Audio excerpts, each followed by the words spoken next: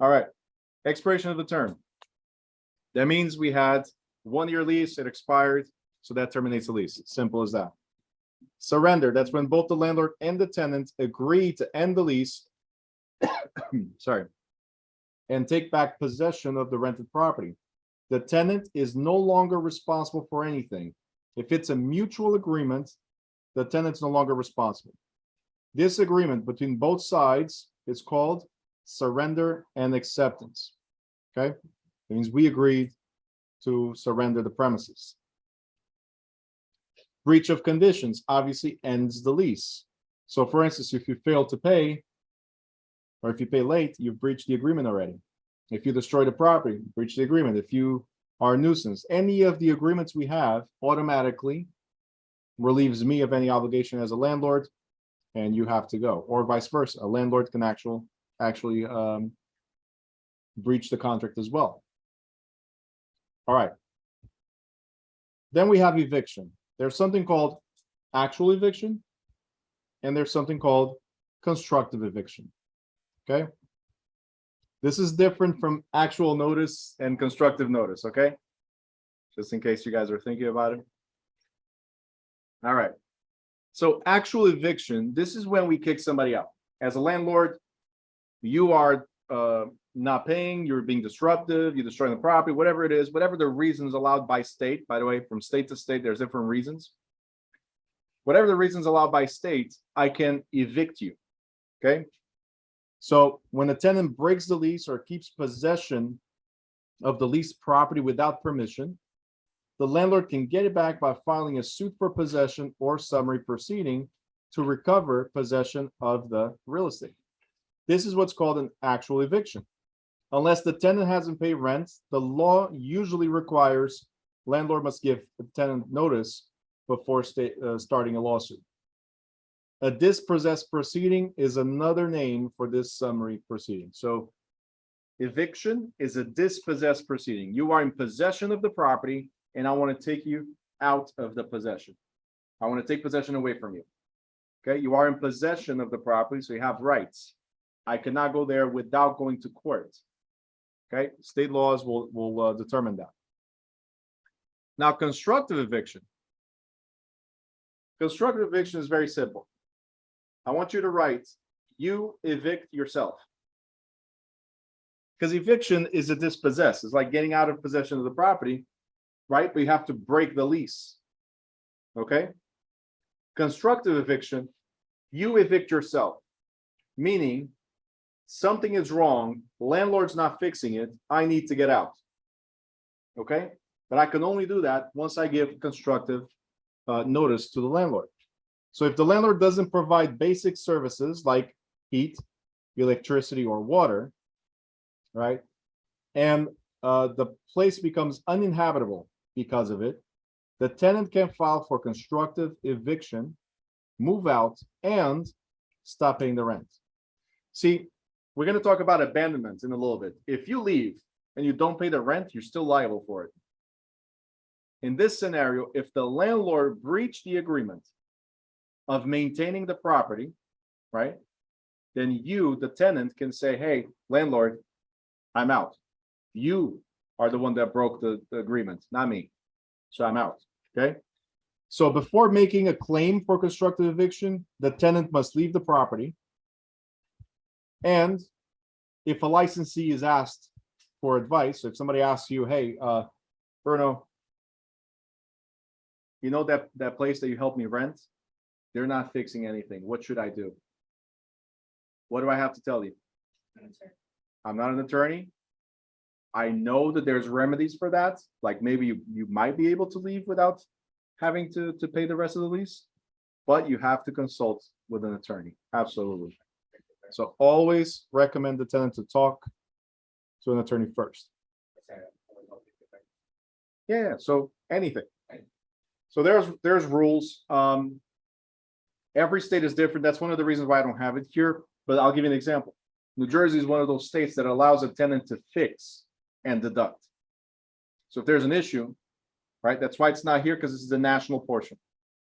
When we get to the state portion and we talk about lease, New Jersey allows you to fix the air conditioning, to fix the heat, to fix the electricity, to fix the water problem, and deduct from the rent. Okay, you cannot charge whatever you want. It's whatever the bill is. Okay, so it's not like you're gonna tell the landlord, hey, it cost me $1,000 when it was like a $50 fix. Okay, you cannot deduct the whole rent. It's just a portion of it. New Jersey also allows you to withhold rent, so not pay until it's fixed. New Jersey is one of those states. Like I told you, strict laws, right? But regardless of what you can do, these options, what must you do? Have the tenant talk to an attorney. You are not lawyers, so do not wear the lawyer hat. Okay? You remember the video I played the other day? Not my monkey, right? That's what it is. Don't take upon yourselves, because if something goes wrong, they stop paying the rent, and all of a sudden they get evicted, they go to court, and all this liability, it's on you as well. Oh, but Bruno gave me the advice. Right? Oh, it's another reason, we'll talk about it in a different chapter as well, but it's another reason why you should have everything in writing. What I do, guys, very important. Every time somebody asks me for an opinion, advice, or something like that, I follow up with a message, either by email or text message that says, hey, for our conversation, just to sum it up, this is what I told you. You got it?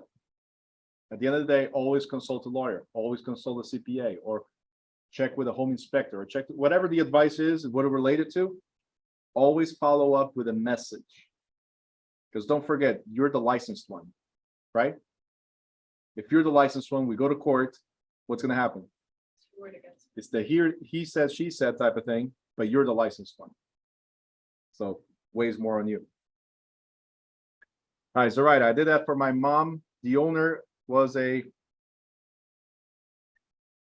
joker. There's the J and asterisks. I don't know if it was a different type of word you're trying to put there. You forgot some asterisks. I got it. So he was a joker, and he would take advantage of people. The heater wasn't working for 3 years. Wow. They had to use heater and warm up. Oh, they had to warm up the water. That's crazy. 3 years. I wouldn't have gone 2 months without it. No, he Yeah. get out of here. So some of the places I have for Airbnb, I rent the place to do Airbnb. I don't even own it. As soon as there's something wrong, I go to the landlord right away. We play no games here. There's this issue. If you're not fixing it, don't worry. I go to court. I'll withhold the rent, whatever. My promise is that I'll maintain the property for you, and I'll never stop paying you. That's my promise, right? Your promise is fix what needs to be fixed. That's it. Simple. So I have a question. They didn't do anything because they couldn't move due to money. Ooh, in courts, that would be an award for monies. So a judge would probably even say, hey, landlord, because of that, you're even paying for them to move. In fact, in New Jersey, guys, in New Jersey, some other states allow this as well. In New Jersey, you can go to a hotel if you don't have heat or hot water. Go to a hotel until it's fixed. The landlord has to pay. Don't go to a 5-star hotel, but they say reasonable conditions, right? So you have to match the conditions that you're in. But yeah, and the landlord is responsible. They'll fix it right away. All right. But again, look, if you don't have the money, I'm sure you got like $100 to pay a consultation with an attorney at least. Lose the $100 is better than 3 years with no heat or hot water. Okay. So you rent a property and then rent that property out on Airbnb, right? Okay. Oh, not you, a person, okay? Would the people that buy the place for, or rent it from the Airbnb, are they some? Mhm. Okay, so they are, okay. Yeah, technically they're subleasing. Airbnb, they're subleasing. All right. Abandonment. Although abandonment does not legally terminate the lease, it does have the effect of a termination, since the premises are vacant and the rent is not being received. Now, most leases provide that if the lessee, the tenant, abandons the premises before completion of the rental term, he is still liable. still liable for the rent until expiration of the lease. So 6 months in, you decide to walk away. You still have 6 month lease. You are liable for 6 months of lease. Now, depending on state laws, the landlord cannot just rely on it that you owe them the 6 months. Depending on state laws, you're going to find out when we get to the Jersey portion. In Jersey, the landlord is obligated to try to rent the property right away and then come after the difference. So some states, they allow you to just retake possession and consider the lease terminated. That's it. Or he may retake possession, re-rent the premises, and thus reduce the amount for which the lessee is still liable. So let's say $1,500, right? But the only tenant I found right after was like 2 months later, and instead of $1,500, they're paying $1,400. You, the original tenant that abandoned the property, you're responsible for 2 months of full rent and 4 months at $100. The difference between what you're paying and what somebody else is paying. You got it? So this is strictly Jersey. Some other states have the same rule where they force the landlords to re-rent right away, not just pay, you owe me 6 months. Okay, so they protect the tenants that way.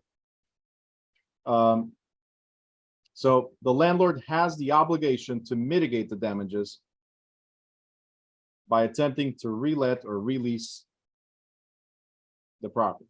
You have the obligation to automatically try to get somebody to substitute your place, to take over your place, and then go after the remainder. You guys good on this? Okay. Pro-tenant legislation. Most leases, of course, are drafted in favor of the landlord. Of course, if I'm going to lease it to you, I want to protect myself, right? So many states have adopted all or some part of the Uniform Residential Landlord Tenants Act to address the need for both parties to a lease to fulfill certain basic obligations. Now, the act addresses issues as the landlord's right of entry. You guys know some landlords just barge in, right? Unannounced. Oh, it's my property, I can do what I want. No. The rule is you can see the property whenever you want if you give sufficient notice. Okay, and then every state has their rule on that. Sufficient notice in New Jersey, for instance, is at least 24-hour notice. Hey, tomorrow I need to go see the apartment because of this, or whatever. I cannot just walk in, I have to give you notification. You got it? Unless it's an emergency, there's a fire or whatever, when I can walk in because of that. I still need to notify you, but the 24-hour rule is gone at this point. There's a fire. Let's wait until tomorrow. Can I see the property tomorrow? No. Maintenance of the premises. So obligations of the landlord to tenants. Tenants' protection against retaliation by the landlord for the complaints. Disclosure property owner's name and address to the tenants. And specific remedies available to both the landlord and the tenant if a lease agreement is breached or breaches. Now, the law's provisions of this uniform law also cover security deposits, disposition of tenant property, lease termination in a situation of involving domestic violence or sexual assault. What I'm trying to say with this is the uniform law adopted by all the states, or most states, cover these basics. You can write whatever you want in your lease as long as it doesn't go against these basics. All right. So landlords can draft and like, oh, protection here, protection there, for me this, for me that. But if it goes against these rules, there's no value in that particular sentence. Whatever it is that you're putting it, it's void. It's moot. Yep. Fair housing and civil rights laws. We have a whole chapter on this. This is pretty much discrimination laws. Everybody's entitled to rent, regardless of their race, color, religion, national origin, gender, disabilities. Even families with children are protected to a certain extent. Okay, so we're going to cover this more when we get to that chapter, so I'm going to skip it for now. Rent control. So what is rent control? It's a government policy that limits the amount a landlord can charge for leasing or renewing a residential lease. States usually leave the right to municipalities, ultimately decide whether to pass rent control legislation or not, right? All are designed to make living expenses affordable for residents with lower incomes. So one thing you got to remember, rent control goes down to municipalities. The states usually don't handle it. In fact, I think there's like less than 300 or 400 municipalities across the United States that have specific rent control laws. New Jersey, there's only 9 municipalities that have specific rent control laws, like specific rent control laws. Some very broad on it, just 1 or 2 types of property that qualify within it, and that's it. Stephen, I can discriminate financially. Yes. So it's not discrimination at that point, it's just a decision, cost of doing business. So if the person does not have enough money, when you look at the income, or if their credit is bad, you can say, I'm sorry, I'm not renting to you. Yeah. So, and we determined that, by the way. That's the cool thing. I can say, you got to have 3 times what the rental is. Your income has to be 3 times the rental. I decide that. But it has to be the same for everybody. If somebody comes with less than that, and I allow it for them, then you're not discriminating financially. There's another reason for it. Okay.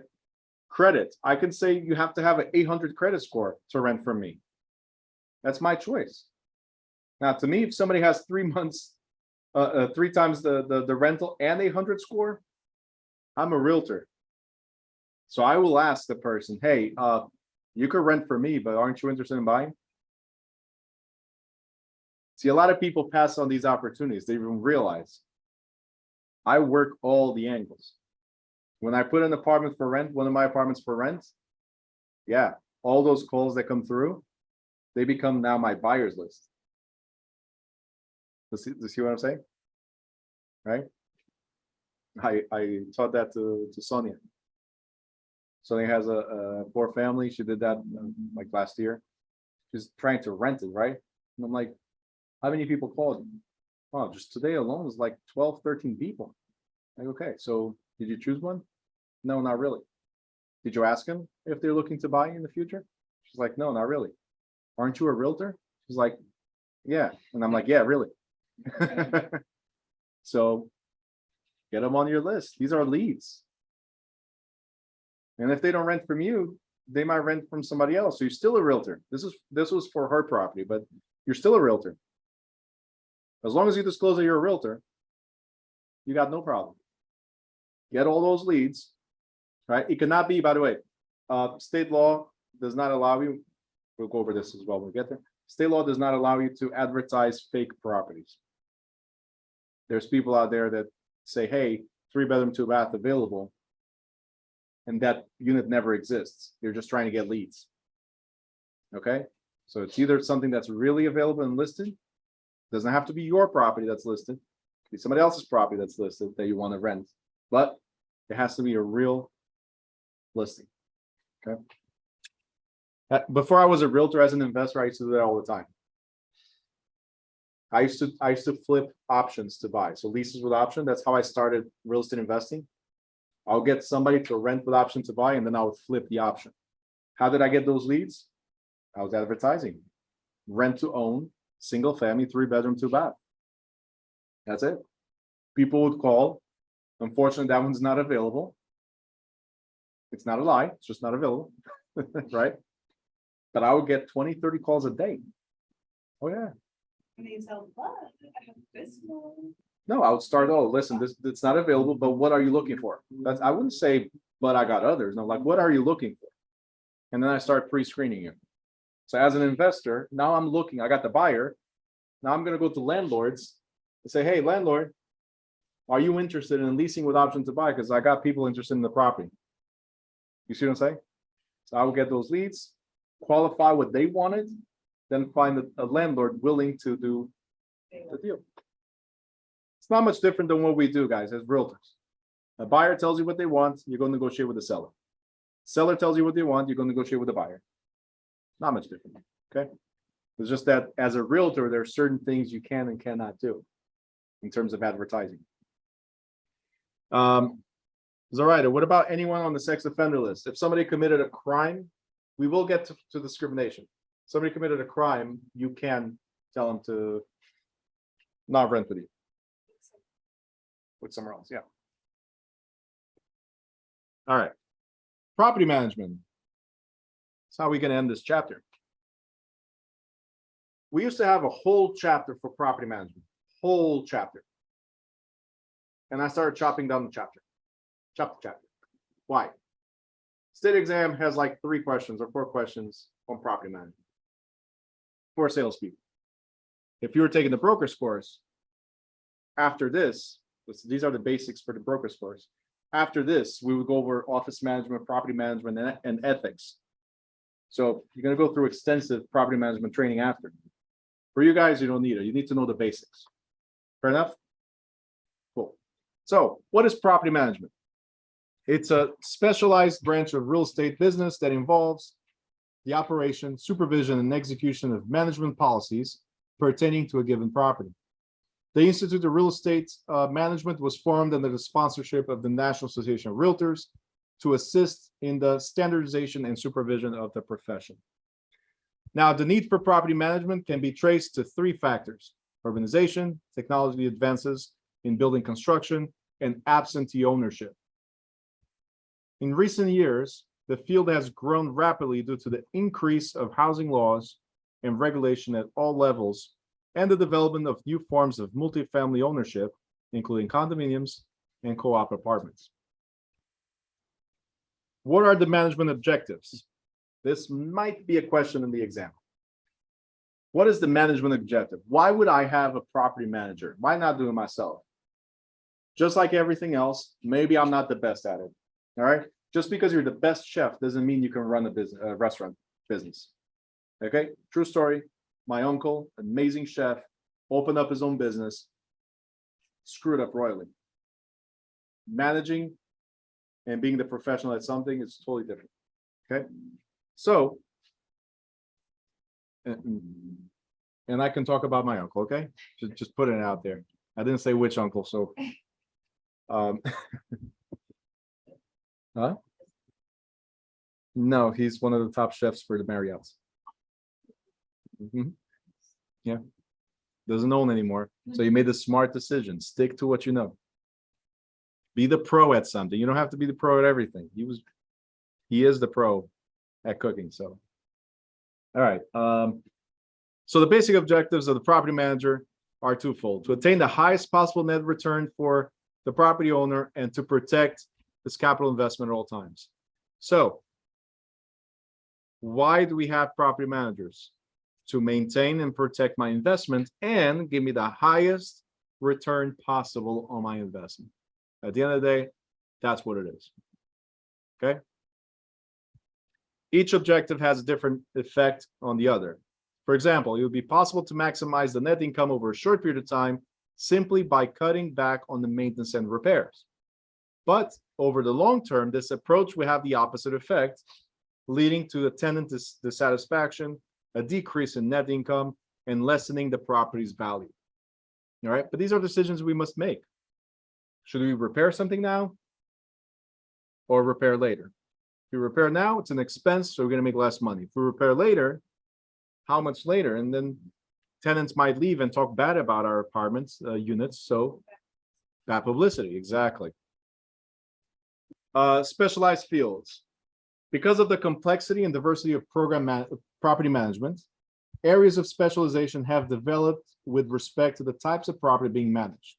Nevertheless, the work involves a number of functions that are common to the management of all types of properties, such as qualifying and investigating tenants' credit, like Stephen was talking about financially, can you reject them?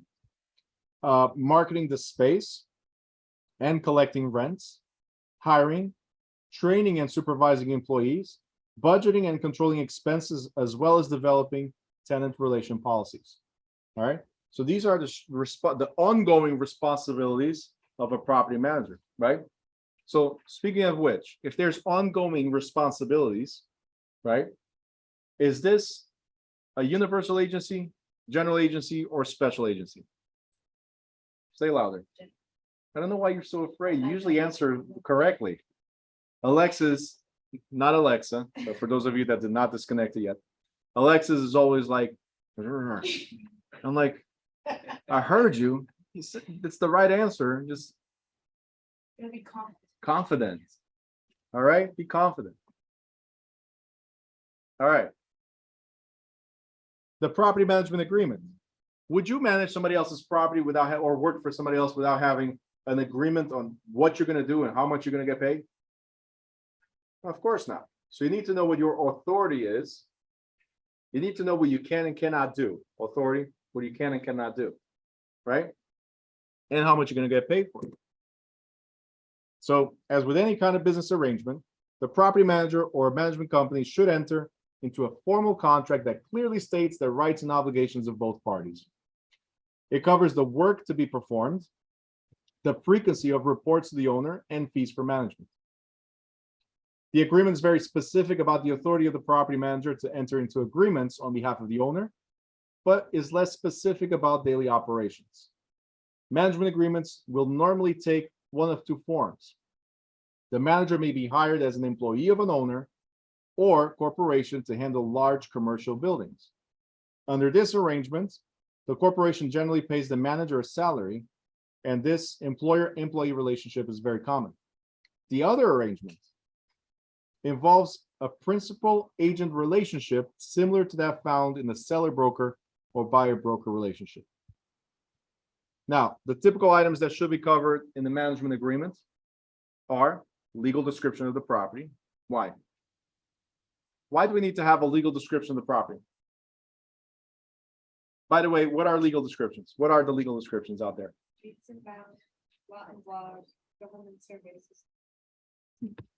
As you're saying it, there's like 3 or 4 people mouthing it, like, yep, needs and bounds, lot and block, government survey system. Yes. Right? And why do we need a legal description? Wow. It's good to know what they are, but you need to know why. Is an address enough to identify the property? No, the address just pinpoints where it is. Does not define what the property is, right? So that's why we have a legal description. Imagine that there's 2 properties or 2 buildings, I'm sorry, on the same property as an example, but you're the property manager of only one of them. And this property is at 800 whatever Boulevard, right? JFK Boulevard, let's say.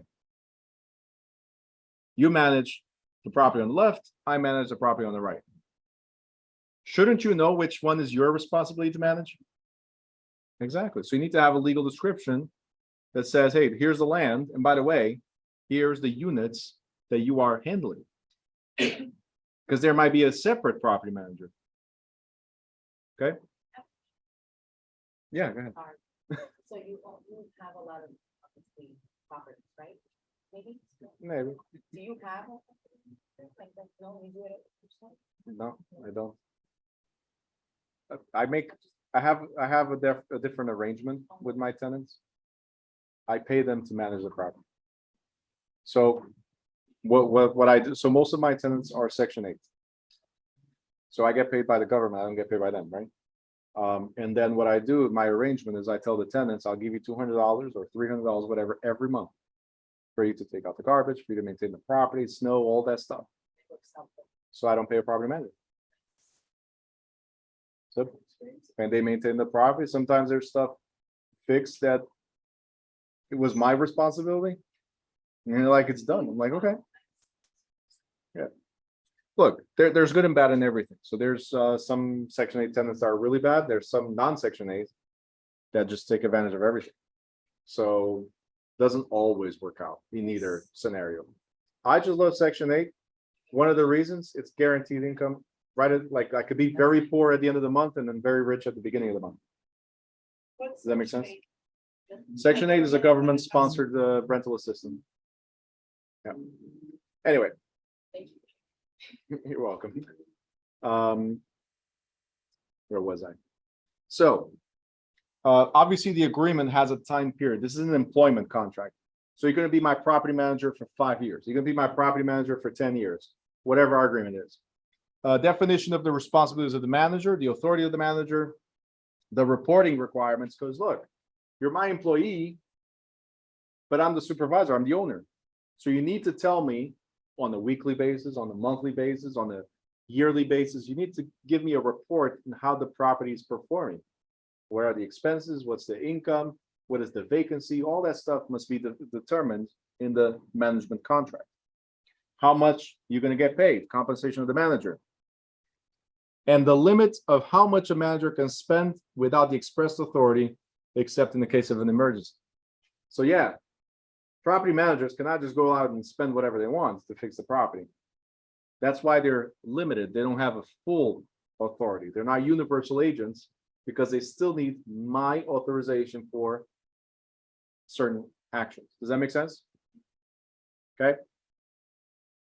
What is another thing besides the spending? What is another thing that property managers usually cannot do? Can't sell the property. Louder. They can't sell the property. They cannot sell the property. Exactly. So again, they're limited. They're not universal agents. Okay. They don't have the right to Disposition. All right. There may be other clauses in the management agreement, but these are the most frequently used.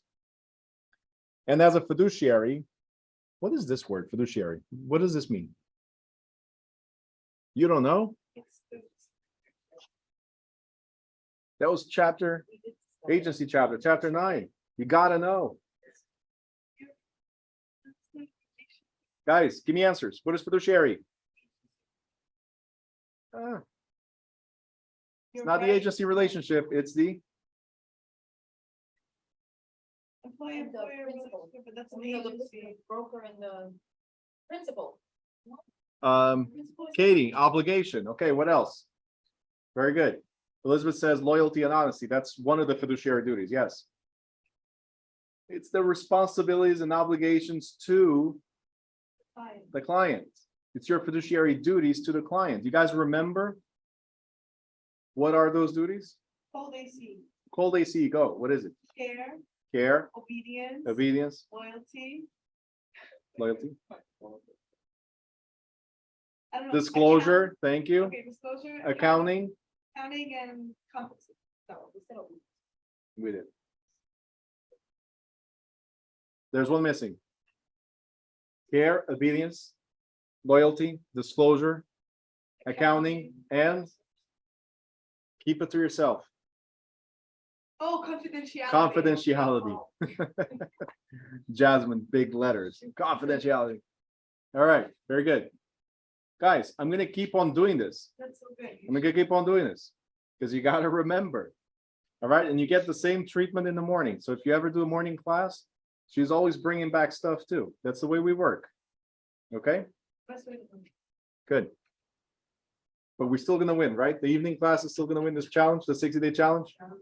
Say yes in the chat. We're gonna win this. 60 days to license.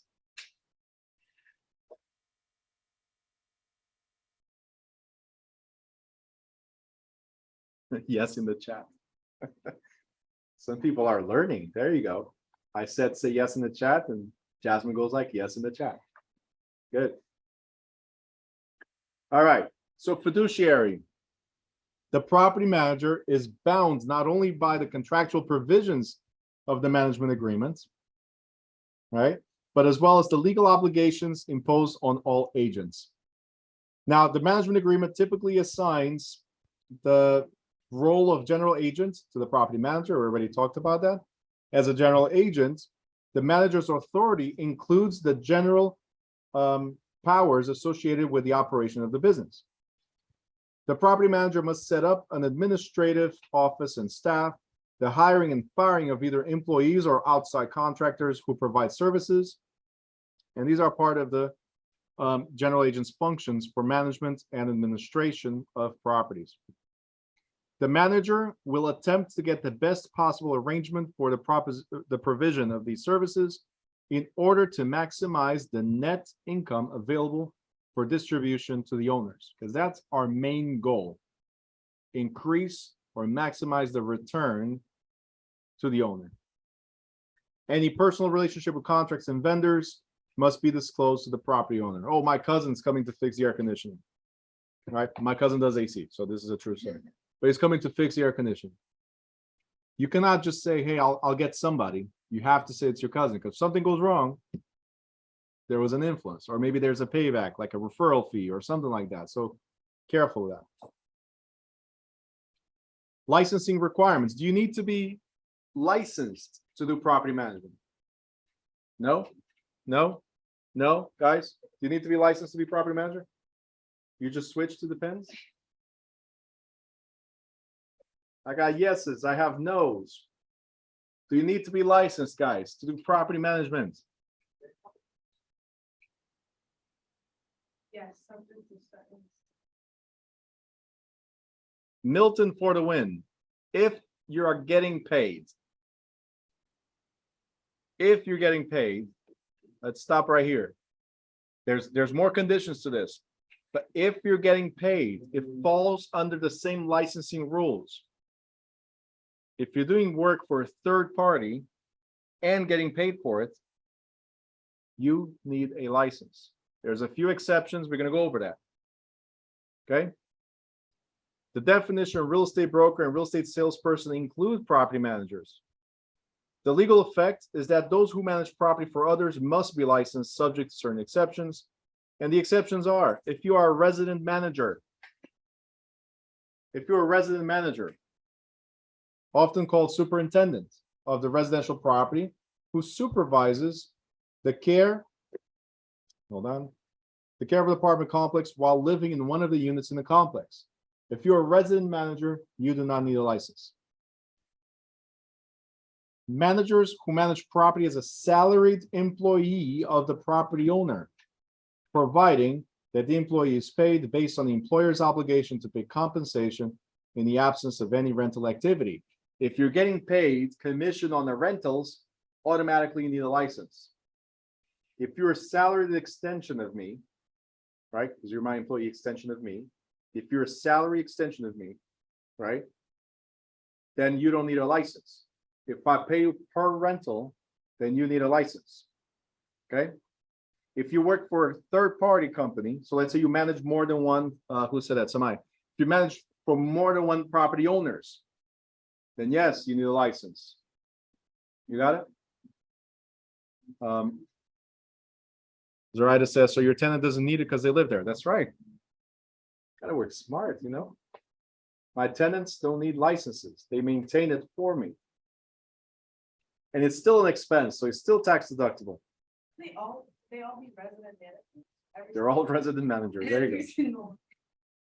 Look, at the end of the day, if I had a property manager, it will probably be cheaper.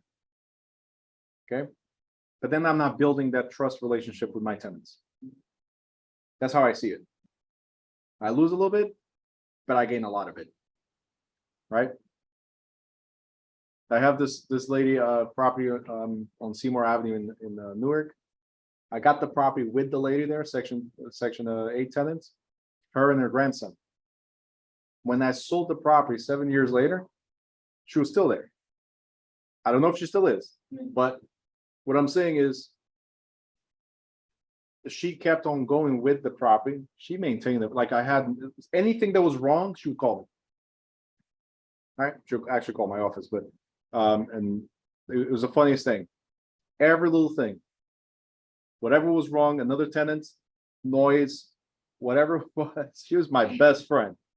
Right? Me and my partner's best friend. Like Bruno, this was happening, or Paul, this was happening, or Nelson, this was happening. Right? I already took care of it, but I just wanted to let you know. So she wasn't telling me, so I did something about it. She called me, I fixed it, took care of it. Especially, unfortunately, that particular property is on the high crime area. So anything that happened, I'm telling you, I took care of it. Nobody would rob that house. That old lady took care of everything. I'm telling you. Unbelievable. Nobody would mess with her. Best resident manager you ever had. Never had a break-in that property. The one next door, on the other hand, you know, but that's it. So I'm telling you, in the long run, for me, this type of strategy works or has been working.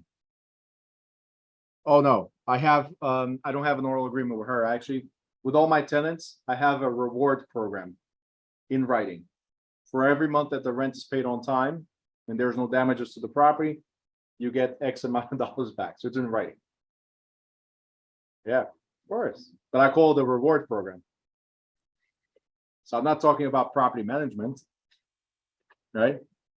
And Just it's in case the government says that's illegal. It's not, but just in case they decide to make it illegal, I call it a reward for maintaining the property in good condition and always paying on time. Huh? How much you need? How much do I give them?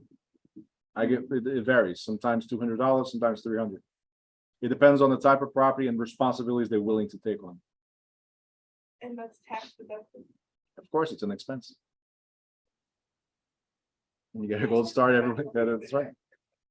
Listen, you got to get creative within the law, because everything I do, by the way, guys, I consult with an attorney first.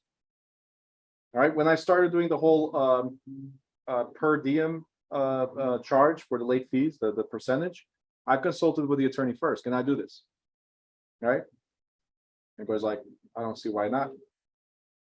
So I did it.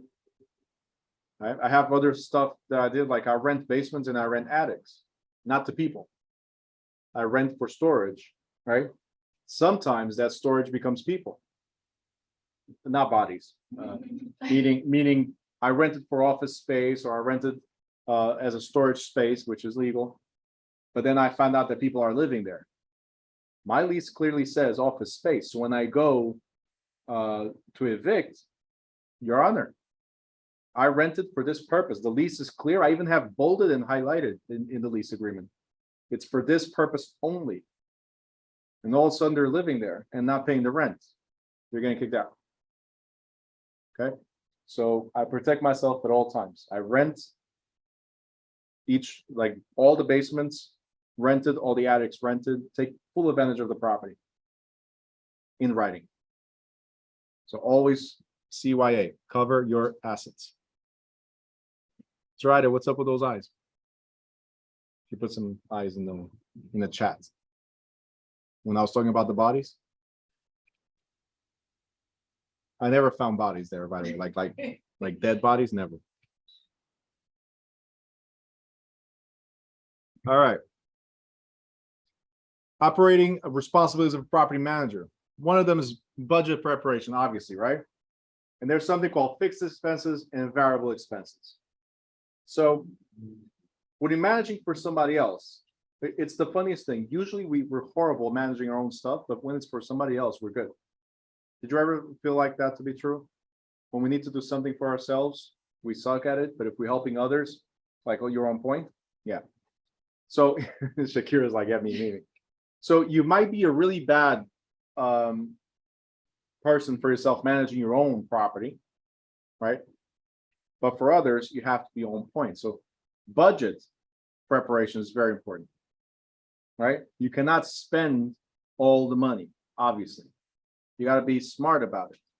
So one of the things, expenses are usually shown as either fixed or variable expenses. So fixed expenses can be either regular recurring costs or periodic costs. So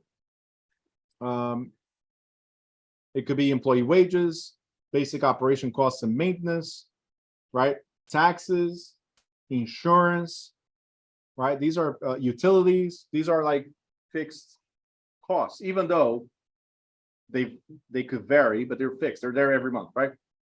But variable expenses, which are associated with the level of occupancy, include decorating costs, replenishment of supplies, and minor repairs. They're variable, okay? The budget should also provide for maintenance of working capital accounts so that the manager will have the ability to meet required payments at various points in time, and often reserves are set up for this purpose. The amount of working capital required can usually be estimated from previous operating expenses. Another responsibility property manager might have in the agreement is leasing the space. So there's property management as far as maintaining the property. And then there's property management as far as leasing the space. They could be the same person, or it could be two separate people hired for each purpose. So I can have like a superintendent, but then I'm hiring somebody for leasing space only. Right? If you've ever been to a community and said leasing office, they're hired just for that.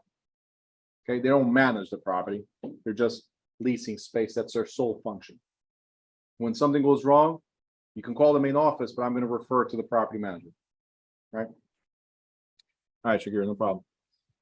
All right, so securing desirable tenants at attractive rates is important, obviously. A successful property manager must have the ability to select tenants that will be able to meet, we talked about this before, the financial obligation being undertaken in the lease. Every prospective tenant should be required to fill out a thorough application form, and a seasoned manager or rental agent should personally interview the applicant. So my very first tenant, I did not do that. I just trusted the person. I did ask for all the references. I was going to do a background check. I was going to do a credit check, financial check, all that stuff, right? I didn't do it. Now that I'm a seasoned landlord, I know that doesn't matter how nice the person seems, gotta check, right? Very important. So, and this story is because she only paid like 2 months and stopped paying right after. That's why my first tenant was a horror story. Obviously, things can happen in your life. That's obvious, right? Look at COVID, stop the world, right? Things can happen in your life, but this tenant knew exactly what she was doing. The one that was there for a year and not even 9 months. Yeah, I mean, only paid, I went 9 months without pay. There you go. In installments, but 9 months without pay. All right, rents are based on supply and demand. You cannot just charge whatever you want. You got to see the supply and demand for that particular area, obviously. For the type of property and generally established on the basis of market comparison, a good strategy is to rate rental units by comparing them with comparable properties in similar neighborhoods for which accurate data is available. Rents for apartments will vary because of area, of floor space, number of bathrooms, floor locations, available services, recreation facilities, and transportation to and from the area. The rental schedule may also be affected by the owner's leasing policies, meaning that rents will vary depending on length of leases and whether or not the units are furnished. All right, guys, stay with me, avoid devices. So I don't know if you've ever seen this, but sometimes, like if you tell me you're going to be here for 6 months is one price. If you tell me it's 1 year, it's one price. If it's 2 years, it's another price. Right? So the longer the lease, usually the cheaper it becomes. Okay. That's why Airbnb is so good, because it's short term, so you can charge ridiculous rates. Right? You okay, Fernando? Yeah. Okay. It's not for me, it's for you. Okay. All right. Tenant retention is as least as important as tenant selection, because tenants will move at the end of the lease if rent is not acceptable to them as it would be to a prospective tenant. So very important you have the right rental values. Since leases can be quite complex, property managers must have the understanding of the numerous lease provisions applicable to different tenants. For example, a flat monthly rents may be in effect for residential properties, while percentage leases will be in effect for commercial properties in regional malls. We already covered these: gross lease, net lease, percentage lease, right, and so on. Rent collection. Selecting tenants with care is the most effective method for property manager. For minimizing rent collection troubles.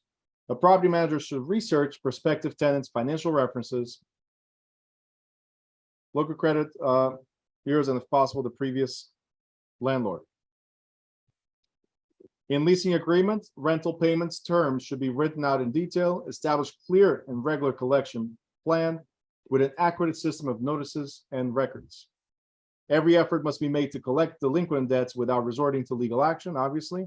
And when necessary, property manager must be prepared to initiate and follow through with legal representation. Record keeping and reporting, I already told you this. You gotta keep records and report to me as often as possible of what you're doing with the budget. How's the money going, right? What are you doing to maximize the return? Okay. Maintenance, you guys know that this is part of one of the duties that property managers have. And there's three types of maintenance: preventive maintenance, corrective maintenance, and new or rehab construction. Huh? You do preventive, there you go. What is preventive maintenance? It goes beyond routine in attempting to deal with situations that can become serious if ignored. We were talking about this before. Sometimes it's better to fix some stuff now as we go than later on. Seasonal or scheduled replacement of appliances and equipment, regular painting of exterior and interior areas, and planned replacement of a roof are a few examples. Corrective maintenance.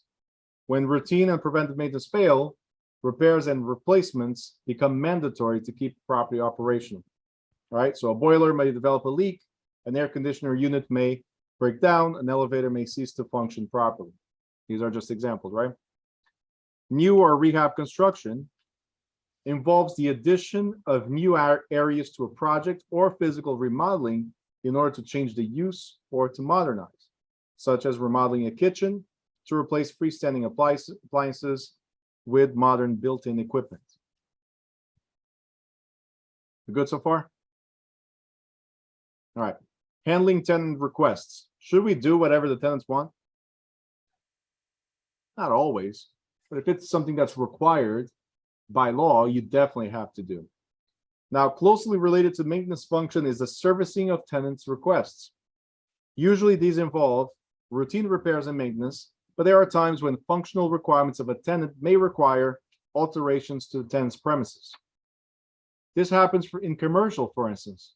We might have to make changes to the building to fit commercial tenant. Let's say I'm renting to a salon. Like, we're gonna have to put more plumbing, right, to meet the demands. Isn't that true? Right?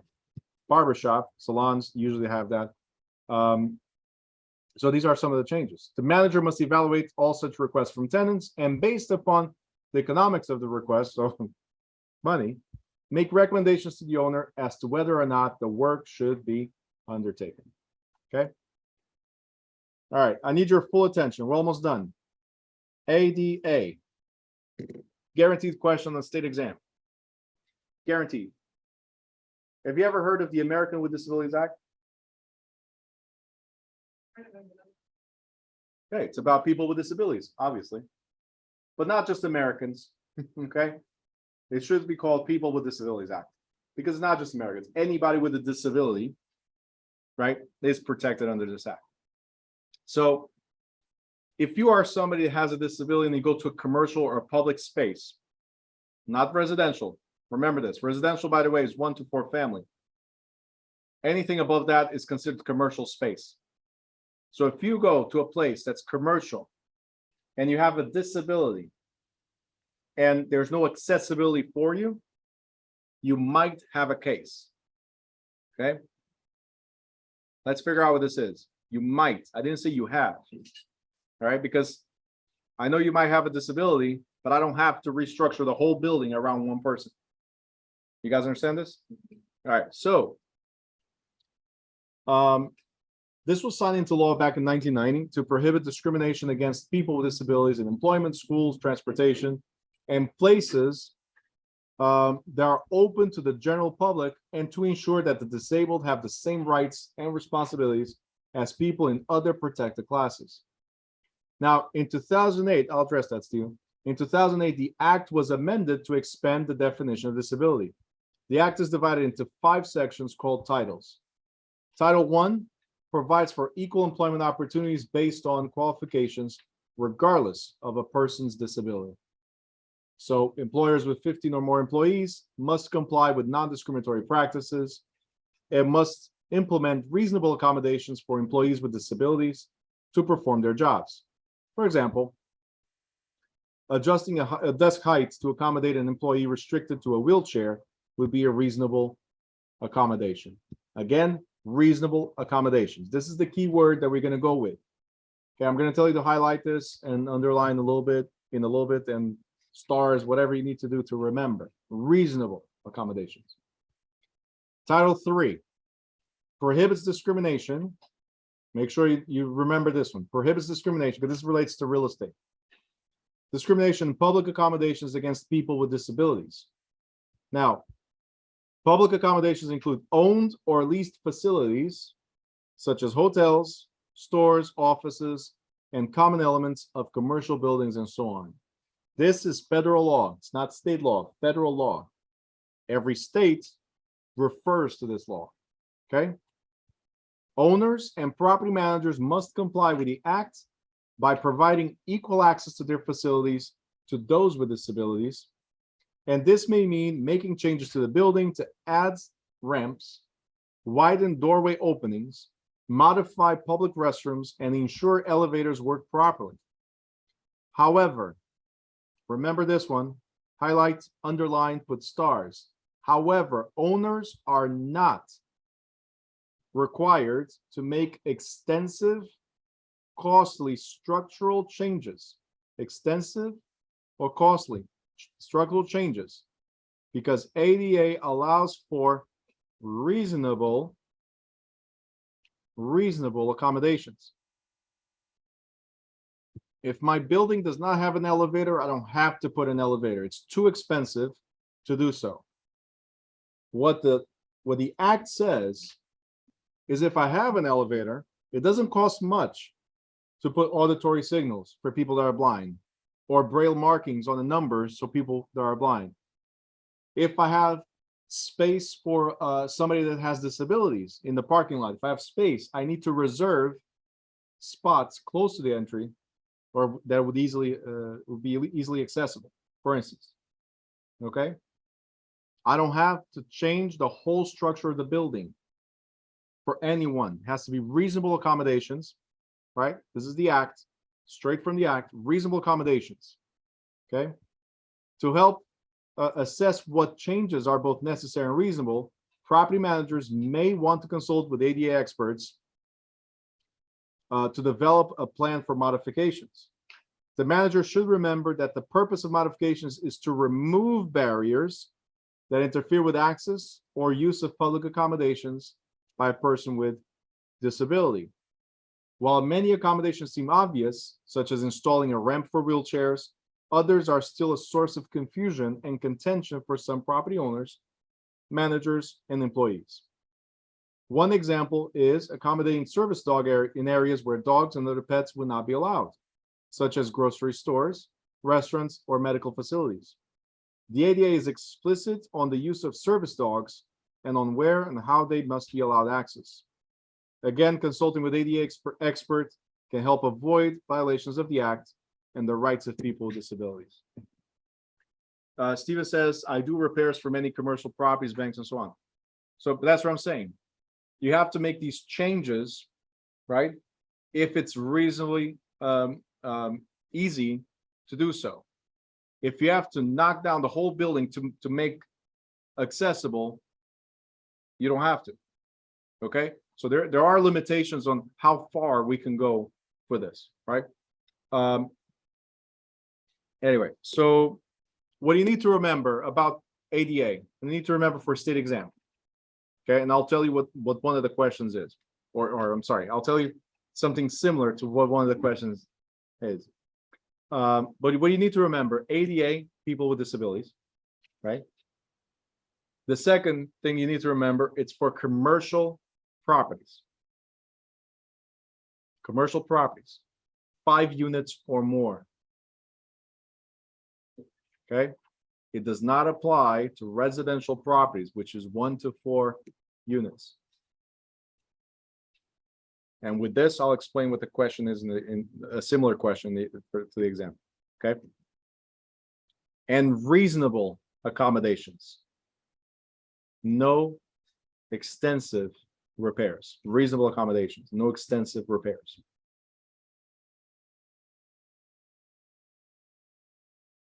Ready?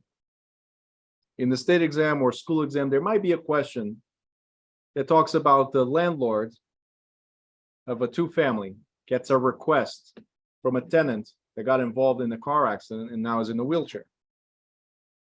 The tenant is requesting a ramp to be installed to make it easier to access the first floor where they live. Okay?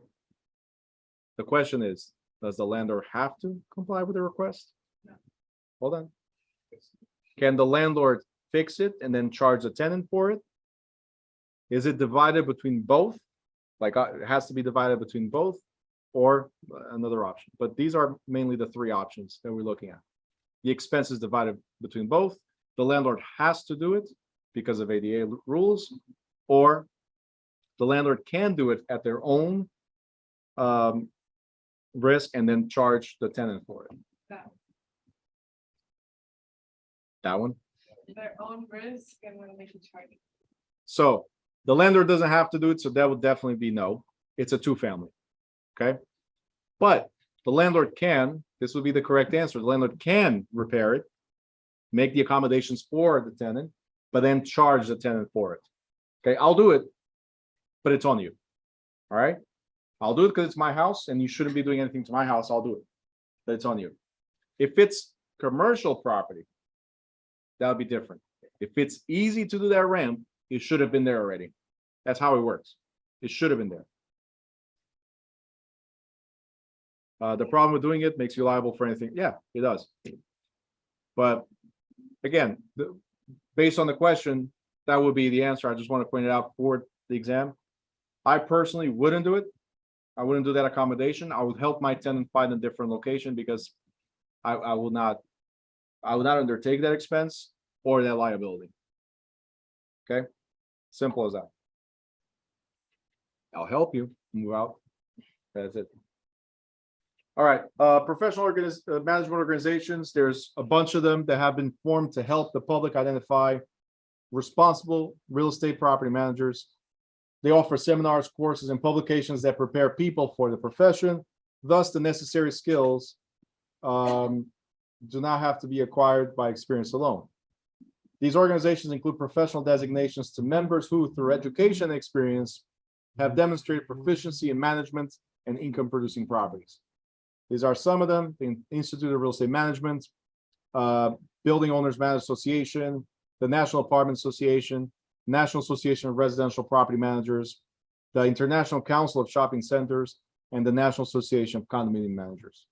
Okay, this is information for you because some of you might want to get into the property management profession. You know, you need to be licensed for some of these, but this will definitely help if you go to that field.